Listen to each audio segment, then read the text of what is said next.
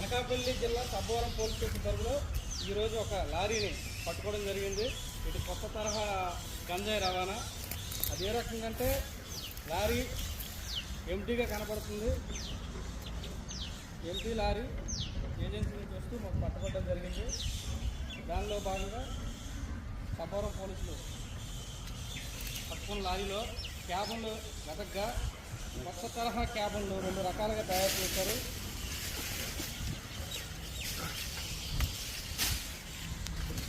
ఈ క్యాబన్ ఏ రకంగా ఉందంటే చూడండి, ఇది ఎప్పుడు రెగ్యులర్గా ఉండే ఒక క్యాబను, ఇది సీక్రెట్ డ్రైవర్ బ్యాక్ సీట్ ఉండే క్యాబను.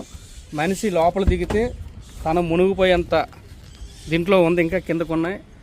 అదేవిధంగా ఇంకోటి డ్రైవర్ హెడ్ పైన సెపరేట్ సీక్రెట్ క్యాబిన్ ఒకటి ఉంది. ఆ క్యాబిన్లో లోపల కూడా గంజాయి